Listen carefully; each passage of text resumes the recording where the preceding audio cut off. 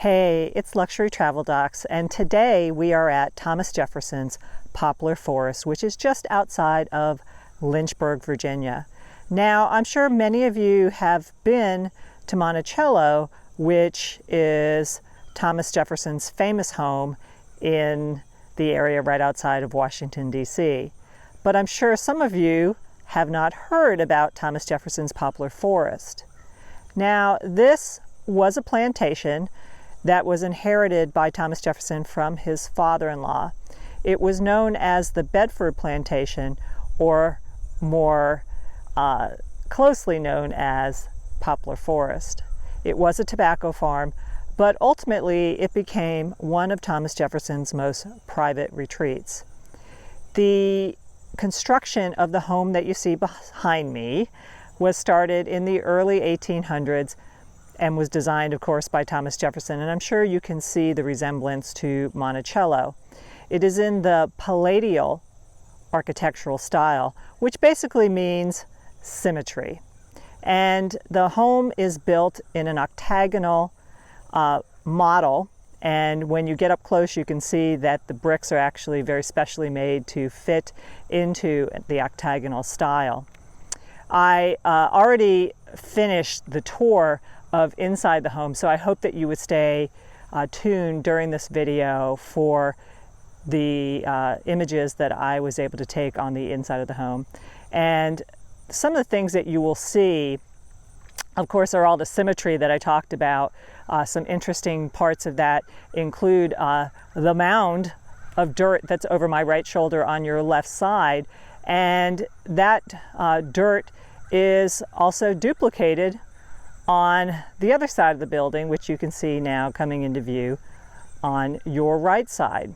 There also were various trees planted on each side of the main building, which is called the central block, to show symmetry.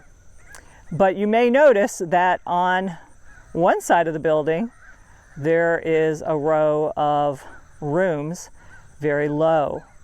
And these were called Jefferson's offices and consisted of many things, such as a smokehouse and a kitchen and so forth. And those were added later on. He, in comparison to Monticello, built this home with a flat roof, which I'm sure led to all sorts of problems. If any of you have ever grown up in a house with a flat roof, you probably know that they leak all the time.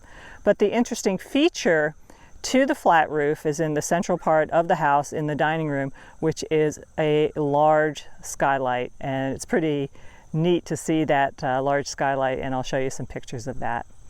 Other interesting things on the grounds here are symmetrical outhouses, which you can see one right over my right shoulder on your left side right now, and of course there is one that is very similar on the other side of the house.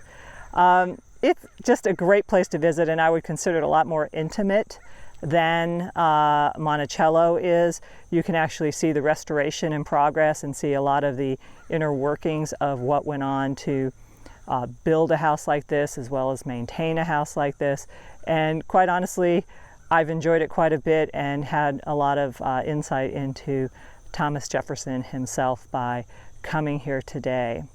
There are large grounds, and believe it or not, there's actually a golf course right when you start to enter the grounds here, which I think Thomas Jefferson probably wasn't a big golfer, but it's kind of interesting that it's here, and I think it actually is owned by the foundation that owns Thomas Jefferson's Poplar Forest. Some of the things that are inside the house that are worth looking at, of course, are the skylight, like I said. You will see one of the polygraphs, which was the way that Thomas Jefferson duplicated the letters that he wrote. There are some period piece furniture and dinnerware that's present in the house. But really take the time to enjoy visiting here, ask questions, take the tours. There's a tour that I'm about to get on here in a minute about the enslaved community that was here. And just imagine what it was like for Thomas Jefferson to come here from Monticello.